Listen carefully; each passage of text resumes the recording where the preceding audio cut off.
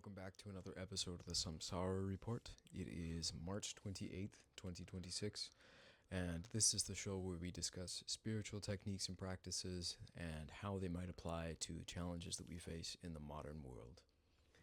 And Sapir, you had a particular topic or set of topics that you wanted to talk about today, is that right? Yeah, I think that, these days with the way that the media kind of, if it bleeds, it leads, pushing a narrative on the world that, times are really dark. And obviously, with the doomsday clock being as close as it is to midnight, it might be one of the more elevated times in society for people having really major worries about where humanity is headed. And the kind of notion that I had is that if we discuss this and potentially kind of share our views on some of these things with our listeners, that we could help with some of that anxiety that's in the back of people's minds these days. Yeah. It's interesting that you say that, and it does make me think about instances where I've encountered this in other podcasts, for example, where I spend inordinate amounts of energy to try to avoid thinking about certain things. Modern complexity, obviously oil, for example, the price thereof is one of these. But when it finally gets presented to me, or I make myself study something, even if the anxiety about the thing doesn't decrease, the sense of validation that I'm not crazy on top of it does. That I feel like, oh, this is a concern other people share. This is not a sign that I am out of alignment. At the very least, I don't have to be concerned about that piece, and I can start to begin to think about how this practically applies. So I appreciate, even as this is a heavier topic, that we're actually getting closer to something that probably is very heavy on people's minds, if they're allowing it to be anywhere beyond the subconscious to unconscious level. Yeah. But maybe I wonder, in discussing this, I guess maybe I'll put it to you. What seems like a way that you would want to approach this? So this is like I brought up the doomsday clock, right? And I think the figures that they've been saying in the news these days is that it's the closest to midnight that it's been since the Cold War. And right now you have major countries involved in conflict that are nuclear holding countries. As far as we know, Iran is not one of them, but you have Pakistan in conflict with Afghanistan right now. You have Ukraine and Russia, which is still ongoing, even though it's been kind of I guess brushed past in the media. Right. And then you have Israel as a nuclear country, and there's countries around that region that are also pretty significant superpowers. And so I guess I would like to bring it back to a point that I found interesting when I first watched it. I think I mentioned Laskidi Island to you at one point. You may have, but pretend like you haven't. Yeah, so it's basically an island that's just off the coast of Vancouver. I think it's 40 kilometers away from Vancouver's coastline. And so just with a small boat, people can go and visit it. And CBC Marketplace, they did a story, I think it was CBC did a story on it. And they went and visited the island, and it's inhabited by quite a small density of people. And it's, the island was offered BC Hydro, which is our electricity here, and other utilities to be put in. And at the time of the story being published, which is probably around like 7 to 10 years ago, they had repeatedly rejected any utilities from coming in. And so the notion was basically that they didn't want the kind of connection to modernization in the same way that people on the coast have.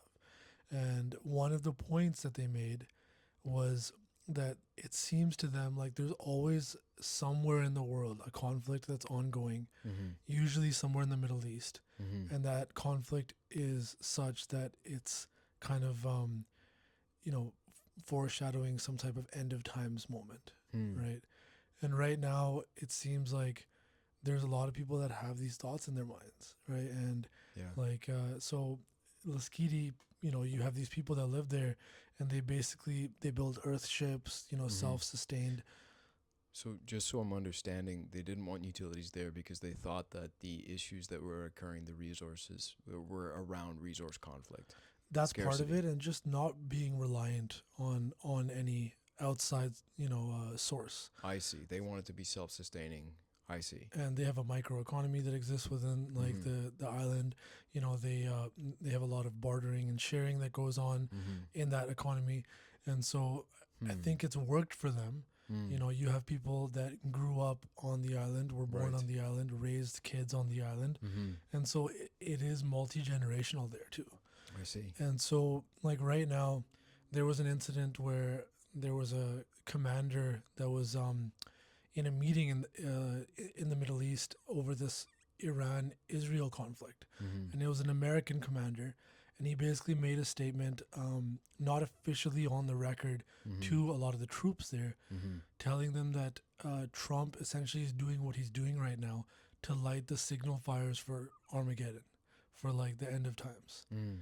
And the notion being that it's a precursor to the second coming of Christ, Ah, right? And so there's people that look at this as very much, emblematic of like a religious war. this is a holy war. Yeah, I see. right. Okay. And so that's going on. Yeah.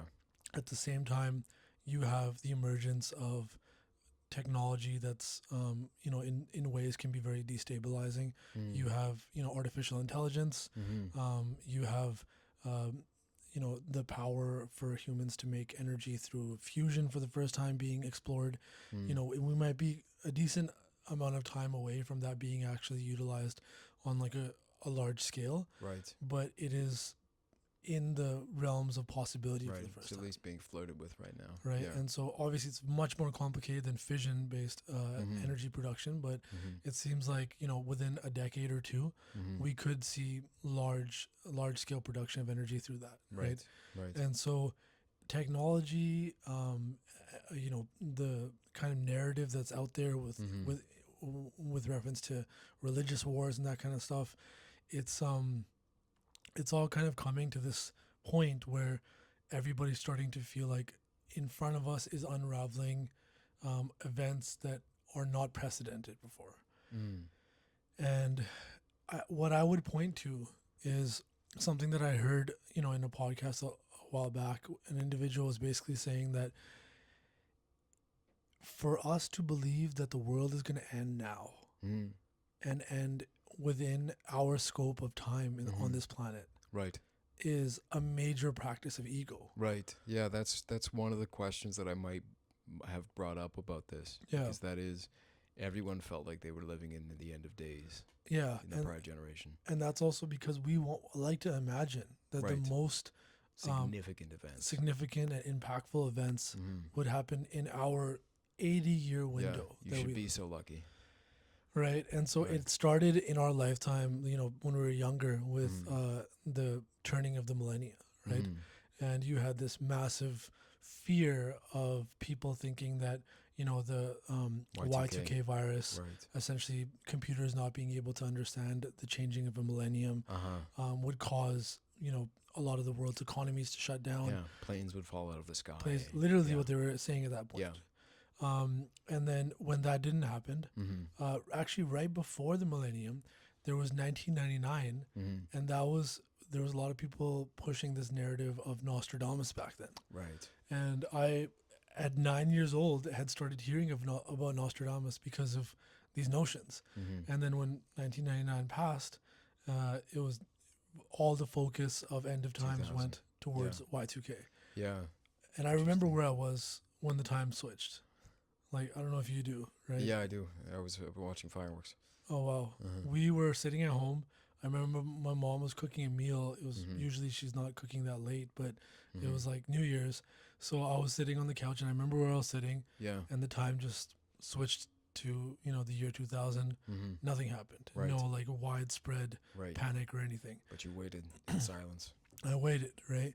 And then you had essentially 2001 came, and September 11th attacks, and a lot of people pointed towards Nostradamus's Mhm. predictions Mhm. about like like a metallic bird like coming from the sky and hitting some type of infrastructure. Right. And it was obviously it's loosely based on translations, Mm-hmm. but that became like this narrative was okay, if he wasn't right about 1999, Right. then maybe it was kind of signaling Maybe to we got the date wrong. Kind exactly of thing. right. Right. So then that time passed. Then 2012 came, Uh-huh. right? And 2012, before it happened, everybody started hearing about the Mayan calendar. Yeah. And I found even those that seemed like this was a lot of hogwash, there was still it seemed like just about everyone had a but what if, tucked away somewhere in the back of their mind. Yeah. I certainly didn't know what to think, but yeah, the just the way that we're structured, obviously psychologically, evolutionary psych shows us why we put a lot more weight into a possible threat than we do a possible benefit, because there's a much, much bigger cost associated with ignoring a threat as opposed to ignoring a benefit. Yeah. Which is why I think we all hang on to these kinds of things. But yeah, as you're mentioning, like there were many, many different instances where it was the supposed apocalypse or the signaling of the apocalypse as an ongoing thing. And the conversation around that has shifted, and it's changed in the translation from the end of the world to apocalypse, meaning the lifting of the veil, for example. But I don't want to cut off your point. Am I incorrect in imagining that what you're saying is that this current instance where people feel like it's the end of the world has all the same trimmings and trappings of instances that we previously thought represented the apocalypse? I would say so, and I'd say that when it's governments or potentially proposed power structures that exist, that it's easier to control a population that's in a state of fear, and to keep that population kind of focused on short-term kind of gains or short-term pursuits.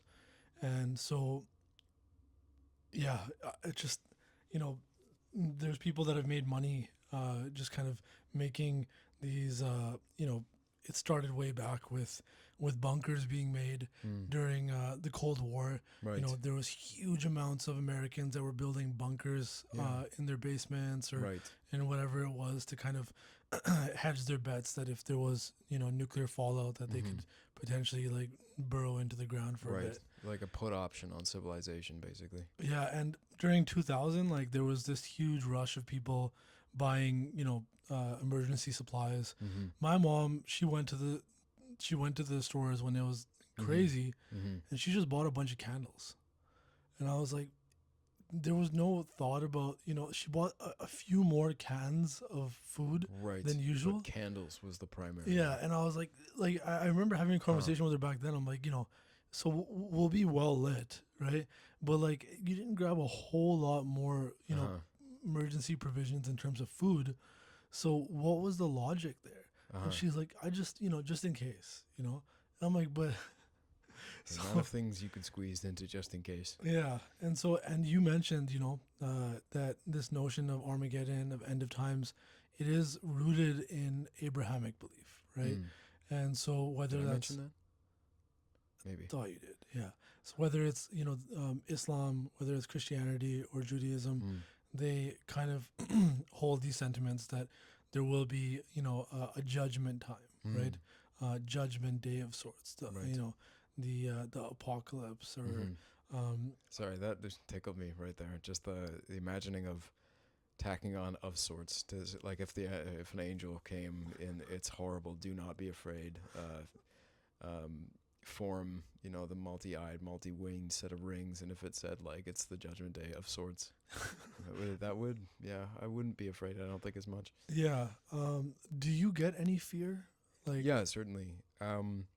It ranges a lot, and I think a lot of us can relate to this notion that it's much, much worse at night. It seems much, much easier to imagine the worst case scenario, and especially given that for this particular instance, the closing or the tightening of the Strait of Hormuz rather, such that we're definitely seeing oil prices go up. Obviously, this has impacts for global logistics and supply chains and the movement of fertilizer through the Strait of Hormuz, which somebody had said something like 30% of the world's fertilizer comes through this. And if that gets squeezed, that's an immediate rise on fuel prices. Mm-hmm. Those are very palpable things that we can see. So that, I think, lends a lot of credence to maybe our inner fears regarding how severe and how real this actually is. And I don't want to downplay the significance of these events, even as many of the events that we've described have not come to a full fruition. Yeah. There have been instances where we've come very close. I mean, the Cuban Missile Crisis, for example, where Vasily Arkhipov refused to follow orders and fire the nuke at what their radar systems had indicated was an incoming volley that turned out to be a false signal. That small decision by one person, that was massive implications depending on which way that went. And so I don't want to downplay the severity of some of these things. Many people have died. People have been dying throughout through conflicts between these very tense standoffs between superpowers all the time. and it's funny, I can see this, I think, from many different ways, where it's almost like there's this kind of youthful overlay that I know many of us have when we're younger, where you feel invincible. Maybe we get this at a civilizational level where we feel like it hasn't happened yet, so we might actually be skating along a very narrow set of timelines wherein the calamities almost occur but never do. When maybe there's other timelines where, you know, the Cuban Missile Crisis worked out differently. Y2K actually happened. The 2001 9/11 attack turned into an all-out conflagration around the world. You know, any number of events might have occurred as a result, and we just happen to be skating on this particular timeline. I really don't know. And I don't know where to stand exactly, but one of the things that I feel I keep coming back to when I look to people like Ramdas, for example, or Muji, or teachers of Dzogchen Buddhism, there's this ongoing dialogue around, yes, it looks like the worst is about to happen. Maybe the worst feels like it's happening to you currently. Mm-hmm. You can't allow any of these things to deter you from using this as an opportunity to grow, to deepen, to further your understanding. This is a fixture of what it means to be in samsara, to be in this ongoing wheel of life and death and constant change. It's a fixture here. And to pretend that you're absolved of your responsibility to deepen and to not cultivate yourself, that's a cop-out.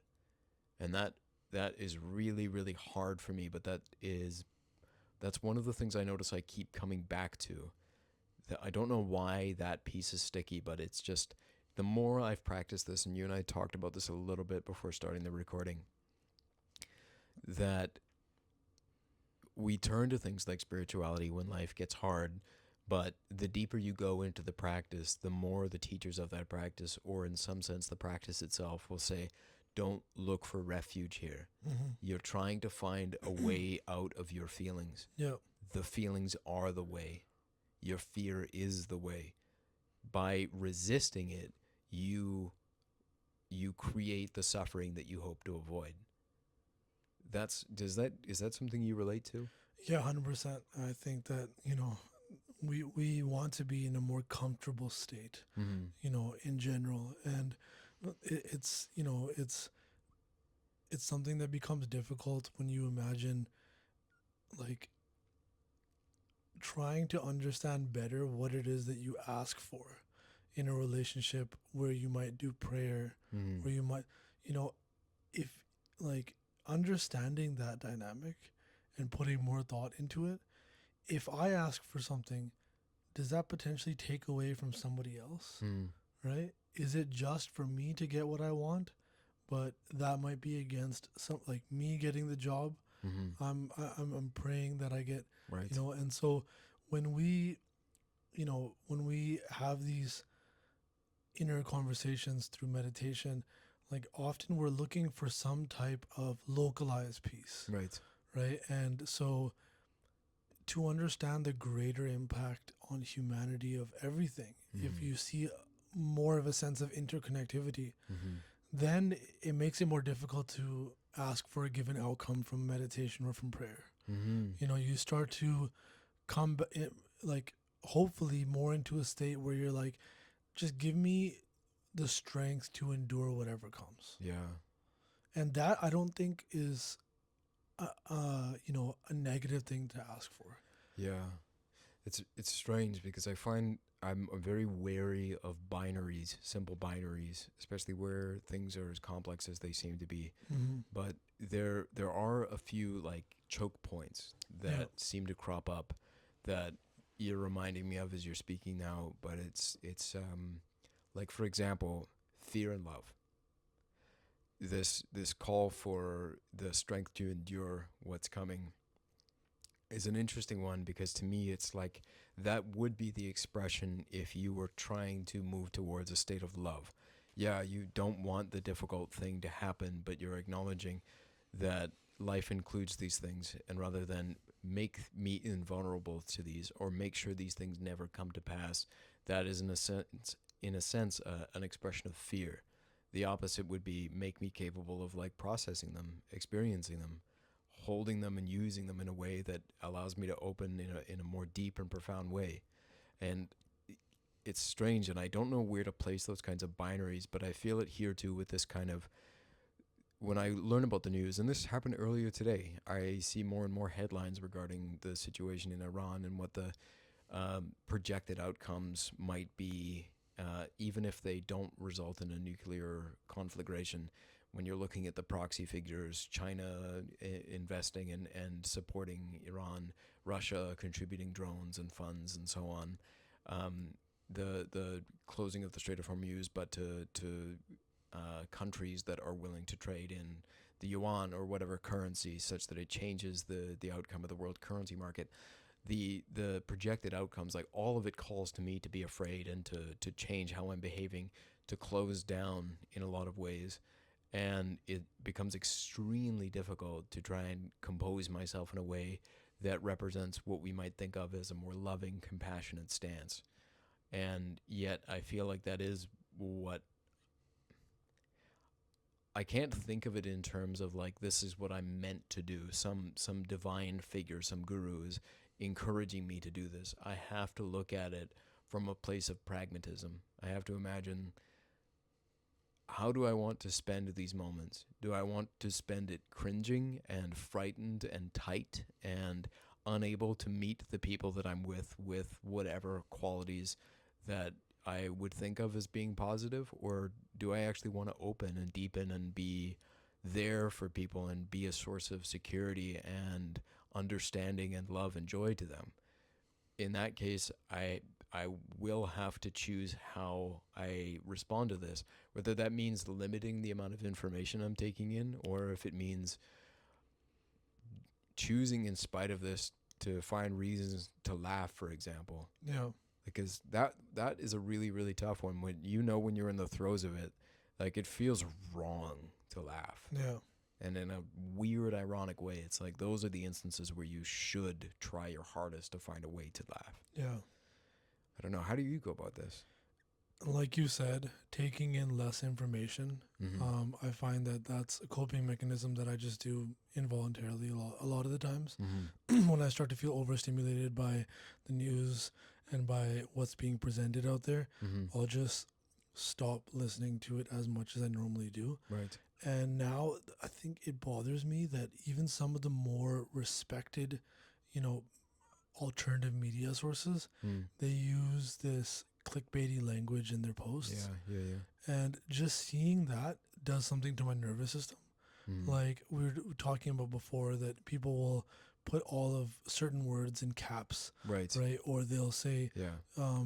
Trump panics as things go. Yeah. And then you watch the video and you're like, There's no substance. Yeah, like this will change everything, and like Yeah. it's an absolute nothing. And It's you're like, noise. Trump doesn't seem like he panicked there, Right. or whoever I it is. actually have a soft spot for those. Sorry, just as a quick aside, like Yeah. atheist absolutely destroy stupid liberal. Like those kind of headlines are such nonsense to me because they Yeah. are just that. They're so empty. They're so devoid of any actual substance.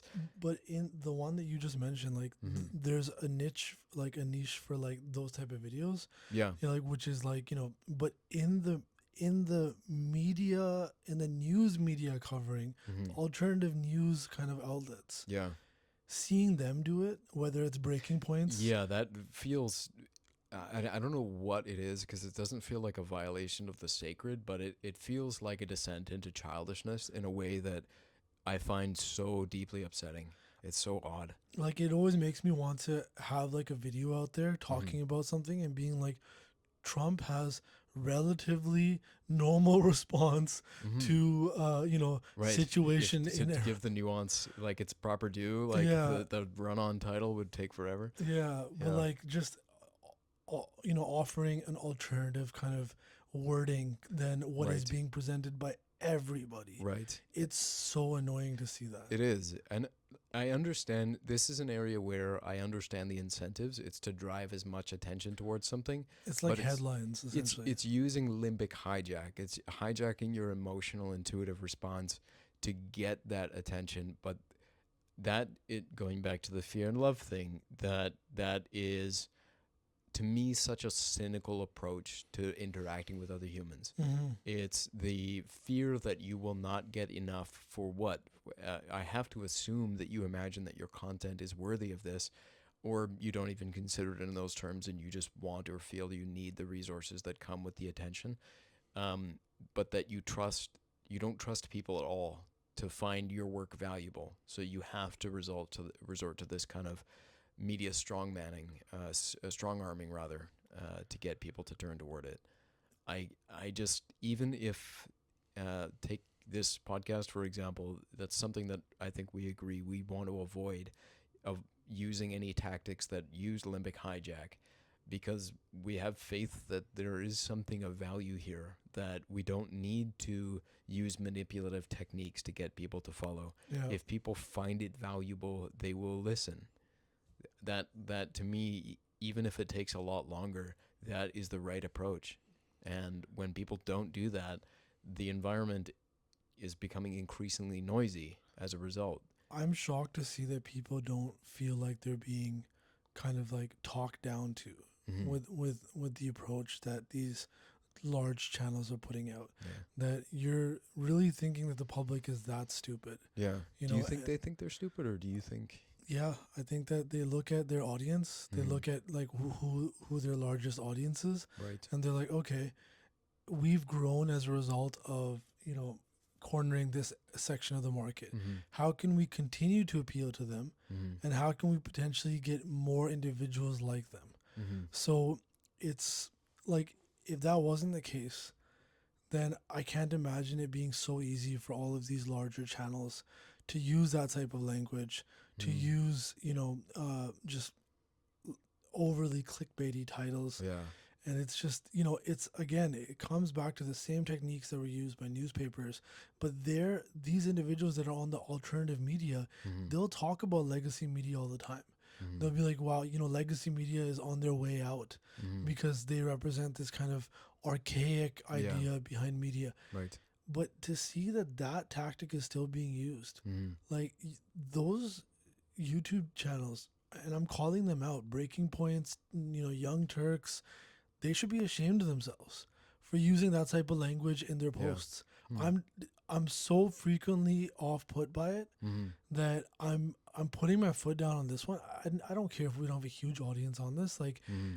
I need to express the fact that it's ridiculous that they're doing that. Hmm. Like, grow up. Yeah. And if you don't get millions of new followers like Hmm. every year, Right. like, you eventually will actually attract more attention, but you might not get it as quick. Right. And that's the unfortunate thing, is it shows, to me, it shows not appreciating your audience as being smarter, Hmm. right? Trying to appeal to the less smart Yeah. audience, and a lack of patience. Right. That they're like, we don't want to grow as we would Right. conventionally, so we got to pump this algorithm BS into it. I see. You know? Yeah. So to bring it back to the fear that we had talked about initially, the events that are currently transpiring that make us feel like the nuclear clock, or the doomsday clock rather, is as close to midnight as it's ever been since the Cold War.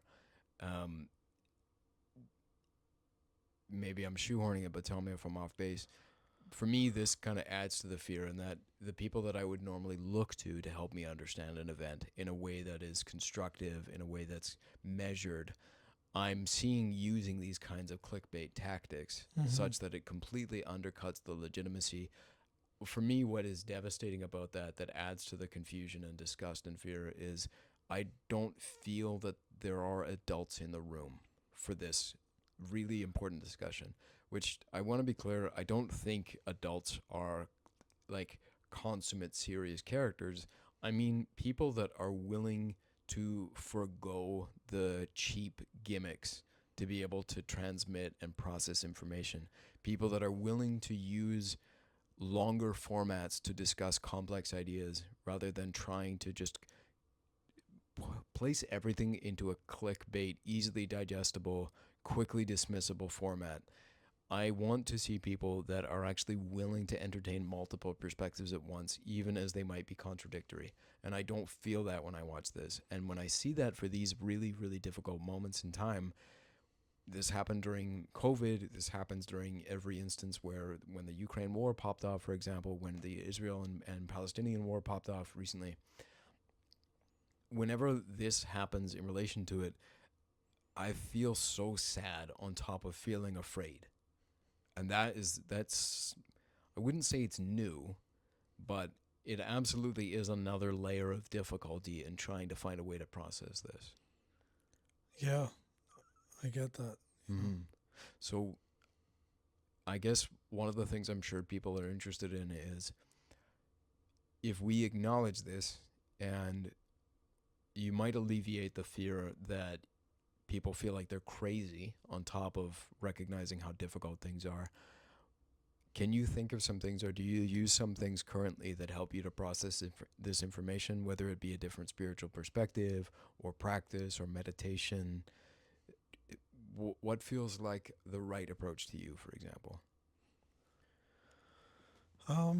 Yeah, I think, going inwards to find perspective on these things is important. And it's something that I'm actually not doing that much these days.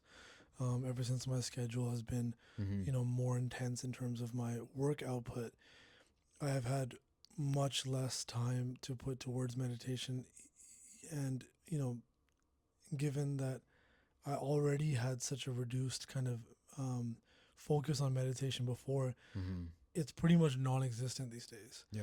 And so, like, what I'm seeing is a lot of the issues that I'm dealing with in terms of piling up in my brain, like, of this energy, it seems to be, for me personally, related to the amount of meditation or the lack thereof that is present in my life. Very interesting. And so the ability to actually put a silence, put the world on pause for a bit, and to go inward and check in with yourself, like check in, like without those limbic hijacking mechanisms, to actually check in. I think that is like, and the fact that you don't really see that being promoted in media, you don't really see that being promoted in, even in alternative media that much, I think to me speaks to the potential value of it, that, you just like need to take a step back, take a pause, and just like realize that so much of what we have in our minds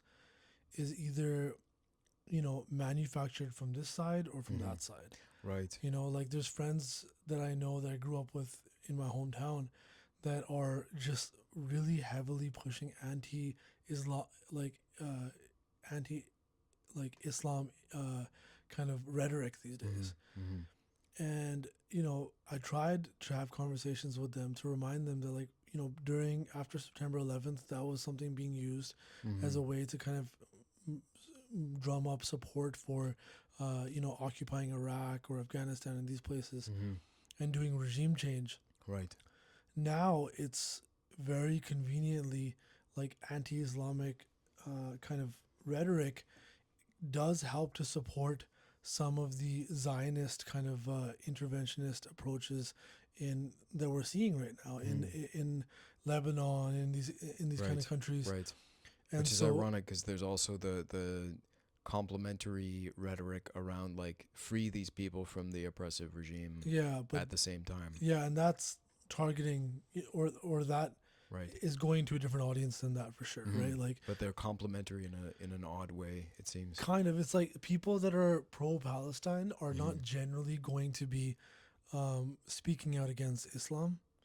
Like Right, right. But I just find that, especially where regime changes are concerned, it will use the anti-Islamic rhetoric to say that the regime yeah, is enforcing this against a populace that wants to change, and then it'll also try and bolster this population and saying like they're oppressed and you need to help them by removing the regime. yeah. So like they do kind of seem like two sides of the same coin in a sense. But sorry, I Which didn't we're mean seeing to. in Iran again too. Right, right. Like they're like, oh, like this is the Islamic Republic and what they want, and how obviously a lot of stuff that they did was messed up. Like Yeah. I will not, sign off on Khomeini in any way. Like Right. he's And the mullahs, yeah, because I have Iranian friends that are very much in favor of regime change. yeah, Very, very vocal about because this. they're refugees. Their families are refugees. They Yes, came here. and those that aren't refugees are suffering directly, and they tell me about this. Their Yeah. cousin, their uncle, their aunt, their sister.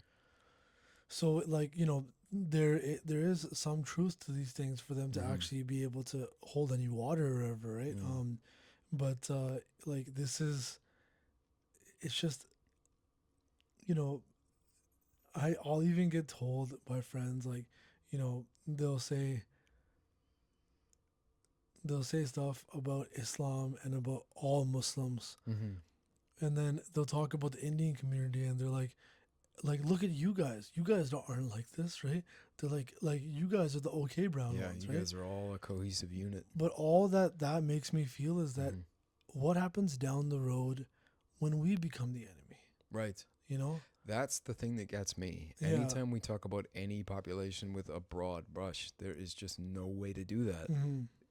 There's somebody had said that you're not even equal to yourself between the course of the day. You're a different you at 12 o'clock than you are at 6 o'clock, than you are at midnight, etc. I said 12 o'clock and midnight like they're different. Yeah, there's two different ones. But anyway, yeah, the point being that it's too easy to do, and there's so much nuance. And I hate using that word. I feel like I way overuse it, but there will always be exceptions to what you're discussing. And yes, I know that raises the tax on conversation to the point where we now have to have a much longer discussion to properly describe what we're talking about. Yeah. But I feel we owe that here. It's an extremely delicate thing, as anyone knows who feels themselves to be a part of a group. I think anybody recognizes that there are members of that group that you don't feel as aligned to. We have very strong detection systems aimed at detecting heretics or people that we feel are not representing us properly. To be able to acknowledge that there are differences here between individuals within individuals themselves, it now allows the kind of freedom to be able to pursue the topic with the delicacy that I think it deserves. But I did want to go back and just touch on the spiritual practices that we had talked about as it relates to this. And I do absolutely feel that there is something to the going inward and the silence aspect of how we approach this. And I do think it's a worthwhile experiment for anybody interested to do, is if they feel overwhelmed and they notice themselves doing things to try and distract themselves. You don't have to do this for very long, but spend 30 seconds, spend even 15 seconds closing your eyes and sitting quietly and turning towards the thing that you are most afraid of. Yeah. and just watching what happens to that thing when you turn toward it. It's Yeah. I won't spoil it for anyone, but I'm very curious to know if people actually recognize a change as a result. But beyond that, I think it's an interesting practice because, as you mentioned, there is so much of life right now when it's especially as loud as it is. All of it has this very similar MO of like tightening and then release, Mm. tightening and release. And it's this action reaction cycle that is constantly demanding your attention and your energy and what you have to give in order for you to get that relief, whether it's moving toward the thing that you want or getting away from the thing that you don't want. Yeah. That is essentially the engine of samsara as it's identified in many ancient texts. That's the thing that keeps the wheel spinning. And the act of meditating, the act of going counterintuitively Yeah. against that is what ends that. And I'm reminded as you were speaking about something Ram Dass had described when he had gone to a peace protest. This would have been back in like the 60s or 70s, where he would meet these protesters and these activists who were for peace. And he said when he would meet them, they were so angry. They were so full of rage about what was happening in the world. And he had to laugh at this juxtaposition, this recognition that this person is outwardly proclaiming to want peace, and yet they're full of rage. Mm-hmm. And how impossible it is to actually bring peace when you're that angry. And I know I'm making it sound simplistic. It's not my intention to, but I do think that is an experiment that's worth running. Absolutely. How do you affect the world? Let's do a longitudinal study. If you hold the intention with so much anger to try and change the world, does it actually change? Now, I think there are several ways you can do this. I know when I've looked at the longevity of social movements, for example, this is something that might need to be revisited. Actually, I think it actually does. But I was looking at the longevity of social movements that included violence as a part of their movement and Mm-hmm. ones that were nonviolent. So the civil rights movement, for example, was one that comes up. Malcolm X versus Martin Luther King's approach. And the evidence, according to this particular study, I don't have it off the top of my head, was that Martin Luther King's movement actually lasted much longer and has persisted to this day, whereas Malcolm X, it's a lot more muddy. It's a lot more difficult to say whether or not the messages that he was espousing actually survived. Now, I think the counter argument would be that that's kind of apples to oranges because they're very different people with very different MOs and backgrounds. But But they were addressing similar kind of social right, problems, there's right? an injustice. It needs to be righted. Yeah, Mhm. you can compare it on that basis, I think. But do you have thoughts? Yeah, I think that, you know, it's difficult because sometimes very decisive action has to be taken Mm. in order to bring change. Mm-hmm. And, that's something that I look back at Sikh history as an example of that too, Mm-hmm. that we had to fight battles, right? Physical battles on battlefields in order to bring change in certain Right. situations. Right. Um, but the ability to relay your thoughts and your perspectives through words, through text, through writing, Mm-hmm. or through modern media that exists today, that holds ju- just as much potentially more in certain cases power to Mm. actually bring forward change, right? So there was at a time when, like in human history, let's say, just going based off of this timeline with the Industrial Revolution as being kind of this major Turning point. turning point for history, you can see that there was times where you needed to have physical conflict in Mm. order to like bring forward To move change, the needle. in order to move the needle. And as time progresses forward, it seems Mm. like that seems to be less and less the case, Mm. right? Whether or not that's going to be how the times are going to hold moving forward, Yeah. I don't know. Yeah.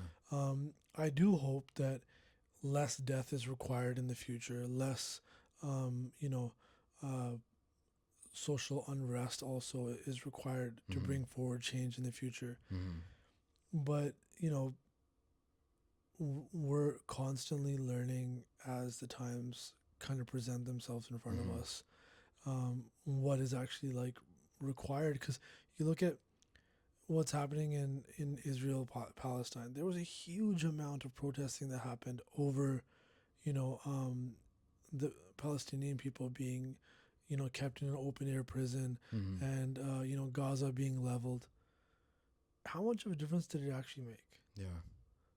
Like Good question. I saw friends of mine who I was very close to that lost their active part of their lives because they were just completely overcome with Mm-hmm. this situation in Palestine, Mm-hmm. which I can understand, right? It's so unjust and Yeah. it's so outright just inhumane Mm-hmm. that you can direct all of your mental, physical, monetary Yeah. resources just towards this. You can be subsumed by a tsunami of grief just But with this one conflict. but what came out of all of that Right. activism? Right. Like, I'm not saying that it was completely useless, Yeah. But but that's a real question. the people died.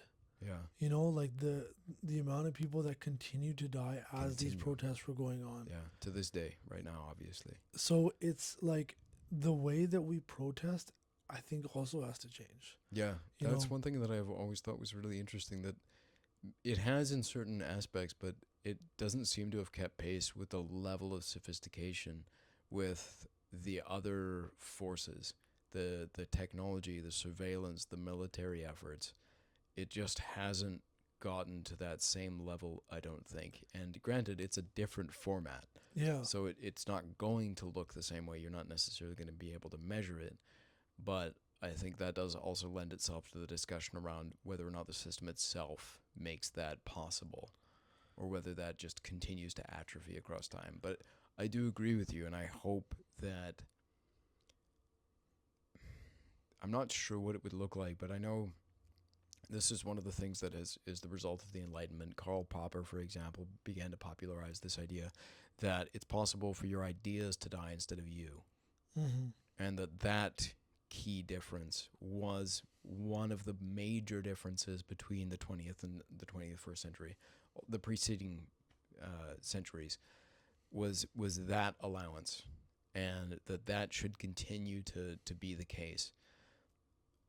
That being said, another part of me is wondering, because I do see examples where, I don't know why, but I keep thinking about Einstein, for example, that this brilliant person could have been killed by any brute with a club.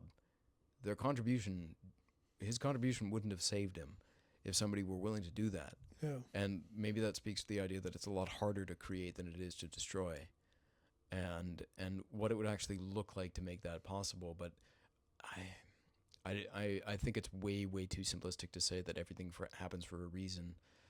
Way too simplistic. But I also wonder, like, could it be that if we ever imagine getting to the other side of all of this, I don't know where this line is from, but there's a field beyond good and evil. I'll meet you there. Whatever that place is.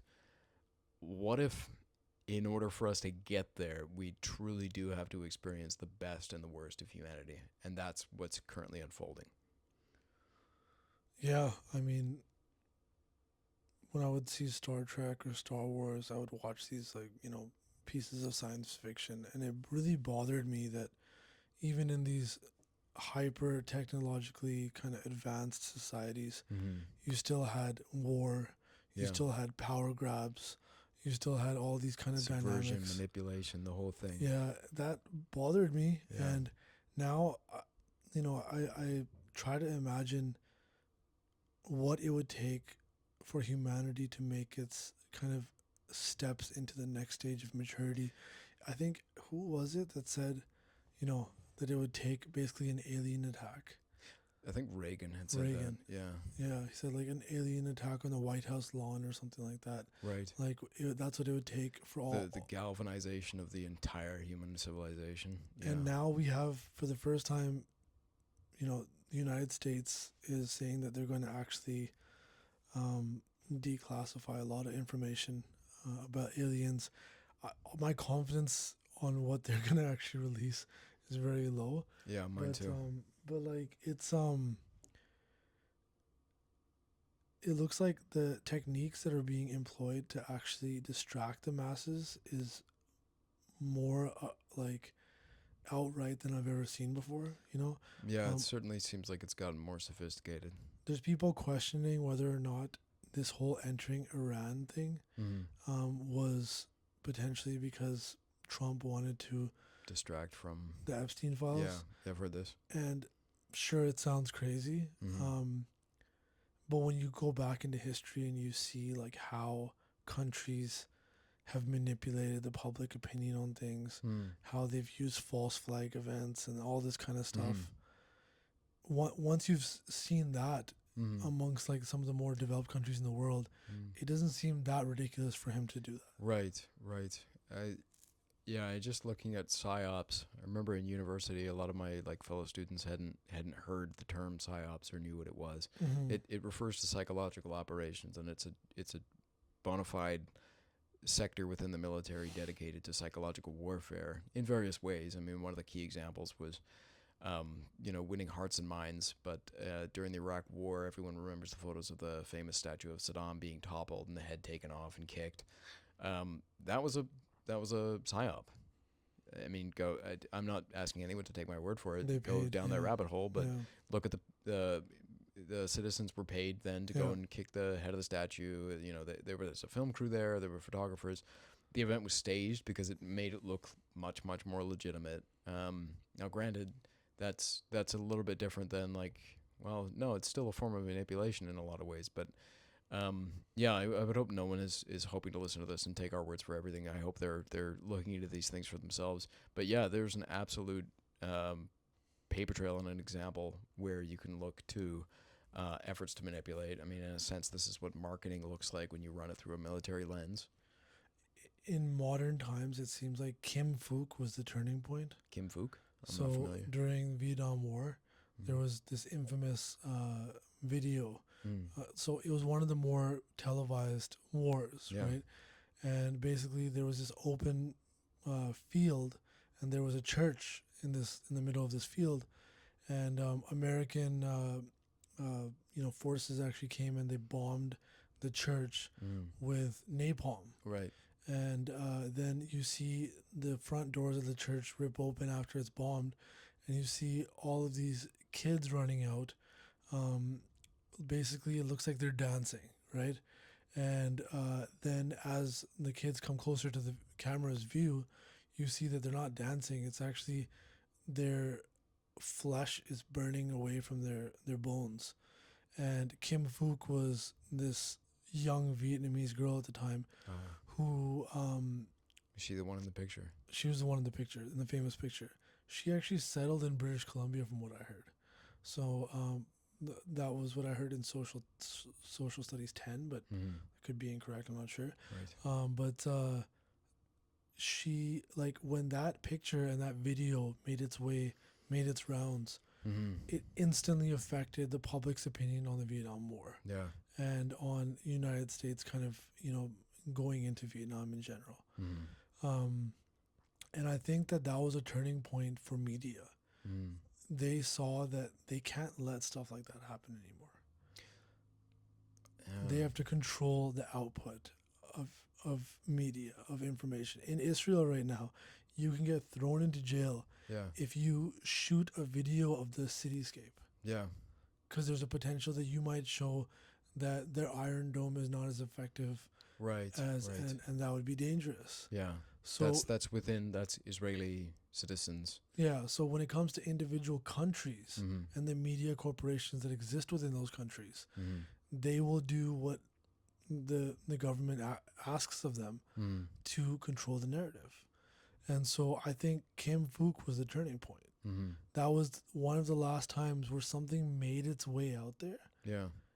I feel like there's other examples. I mean, like the Tank Man was a big one. There's always going to be leaks, Mhm. and there's discussions around like the Overton window shifting to accommodate. This was the case with Watergate, for example. Watergate wasn't even the main story Yeah. at the time. Nothing will ever be so airtight that you can avoid this. And other stories that are similar, it's finally time that they can start airing out this dirty laundry. But I do think there, I absolutely agree that there's there's a huge effort involved in perception management Yeah. for things like this. And it's funny. I don't mean to make this simplistic. I've obviously just shared about why I think that's dangerous, but the fear and love thing I keep coming back to, and the fear by governments that people given the truth are going to not act accordingly. I mean, maybe that's something worth exploring if you feel like following it. Mm-hmm. Do you feel like that would be the case? Like if people got the truth, obviously we can't handle.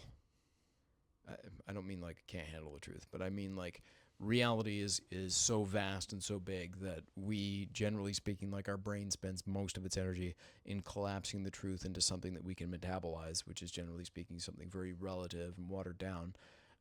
But do you think if you were to give a population the actual information about a given situation, that they couldn't be trusted, that they would fall into, like, let's do a worst case scenario, like do you envision that like they'd burn society down if people were to figure out what happened in, I don't know, 2008, the financial collapse? I think teaching at an elementary school gave me kind of a unique experience where um, when you're part of the staff, when you're part of the administration, Right. you start to selectively release information. Uh-huh. First, you selectively release information to the students because you feel that that's your duty, is to like prevent them from kind of having all of the knowledge, because they might not have the tools to be able to deal with it. Right. Right. But then you start selectively releasing information to the parents, Uh-huh. right? And that gets its own standard of justifications. Right. And it's done There's with beyond intention. that too, though, Right. where the administration breaks up Mm-hmm. into the high level administration, Right. and you stop giving all the information to the teachers and the rest of the administration. So it compartmentalizes, like all of it starts leaning that way. And it's like, it's a phenomenon that is also discussed by security guards or by police officers, where this phenomenon of us versus them develops. Right. Shouting fire in a crowded theater, like people being given the full story, may actually act in ways that are ways you can't predict, ways that are more dangerous unnecessarily. And you justify it because you understand the way that people might have previously taken in new information like that and how they reacted to it. Right. And so, right, witch burnings, like there's many examples where people ran with information. yeah. It's I think it's interesting because anything that I see as having an advantage has a corresponding disadvantage. Sharing information at all is the basis of everything we're talking about. It's the events that went well according to what we thought. I mean, the civil rights movement, and it's the MO of like the Crusades, where the wanton killing of many, many, many people resulted from the transmission of information, maybe with the best of intentions, right? You're sharing godliness in the Holy Land. Yeah. You're trying to reclaim Jerusalem for all the right reasons. Yeah, so it's, another topic that warrants, returning to in the future. Mm-hmm. But I think coming back to the point that we made, to be able to actually maneuver through today's society, in which we're just given so many reasons to worry, so many reasons to be stuck in this hyper vigilant state at all times. I think now more than ever, the need for taking a pause away from society, whether that's meditation or it's going camping for a weekend. Yeah. I am missing camping so much right now, right?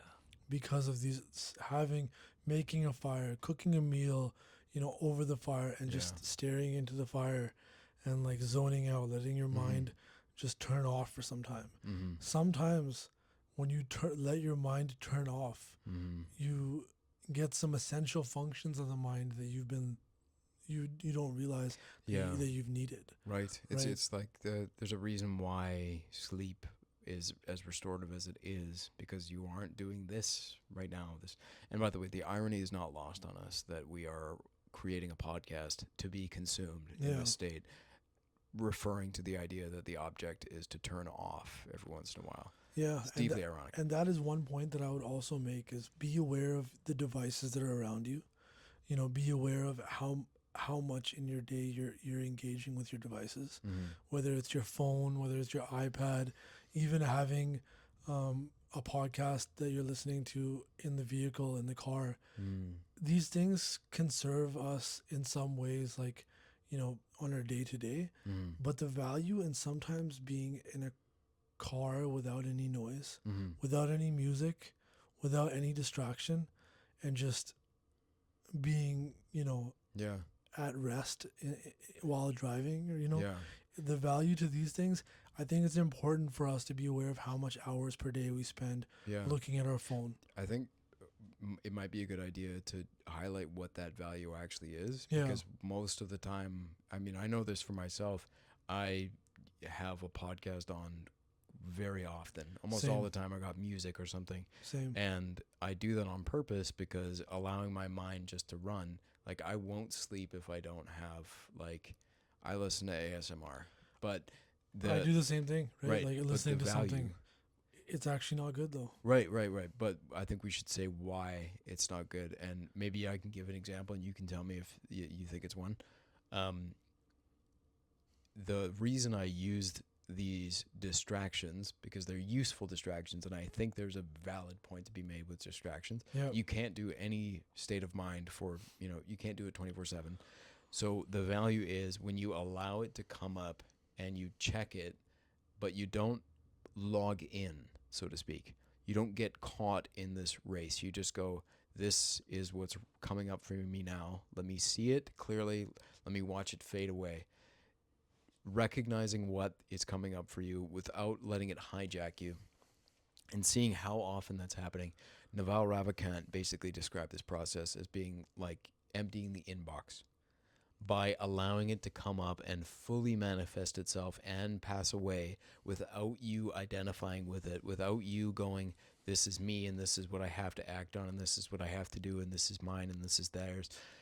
Without doing that and not feeding it, it will no longer over time guide your behaviors.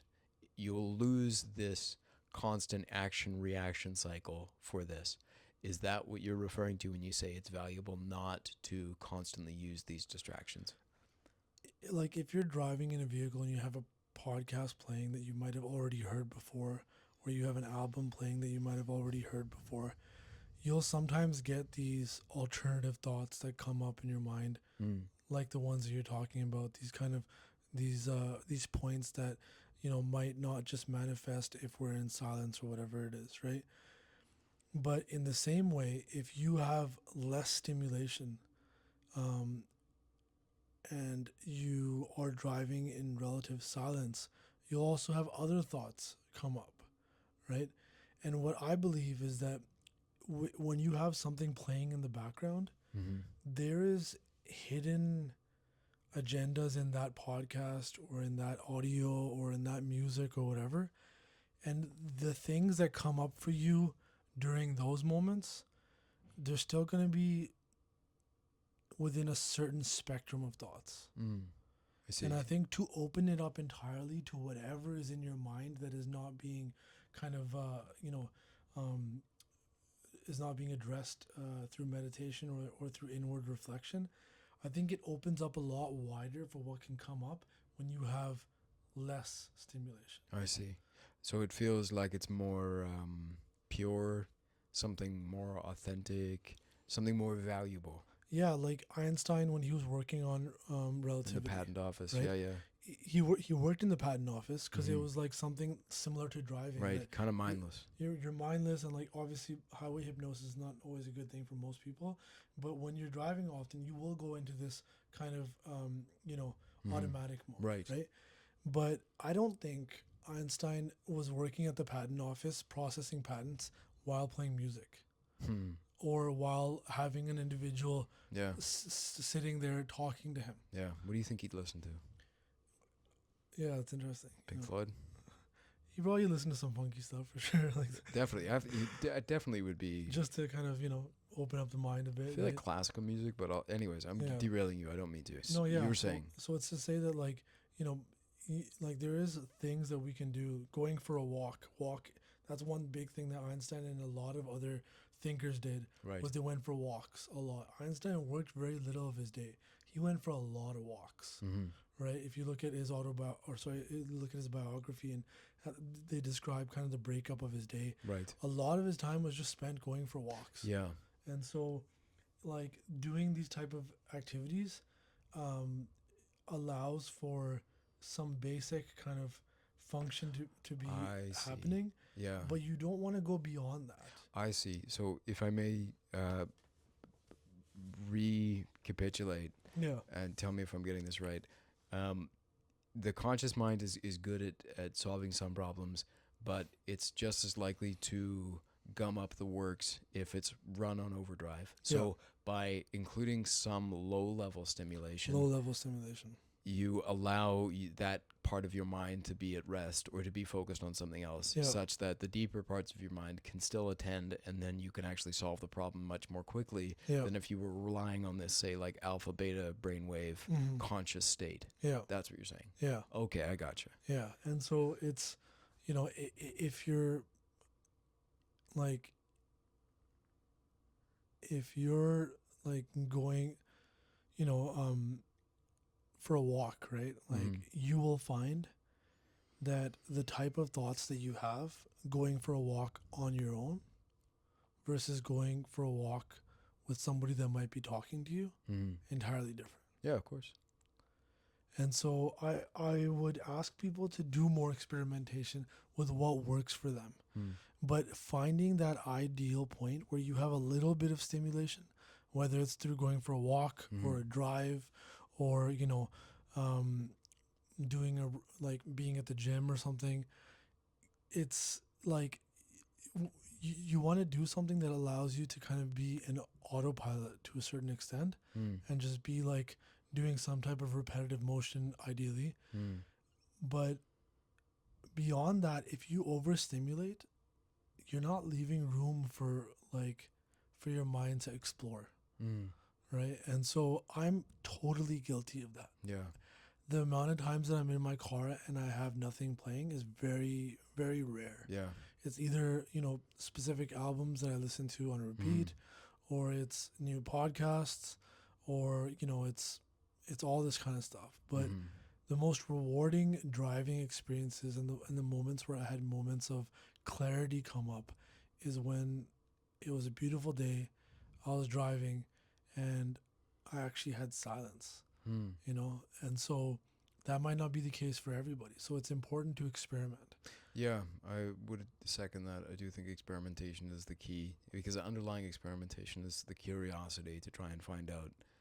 And it's funny, I do something very similar, although my distinction is like when I'm listening to music, then I'm doing the autopilot thing that you're describing. Yeah. If I don't want that, I'm listening to podcasts, people speaking. But you're also reminding me something Bridget Fedezi, she's one of the podcasters I listen to. She called like the constant stimulation and the use of podcasts and so on, all that information, as resulting in informational diabetes, which I think is a very funny concept.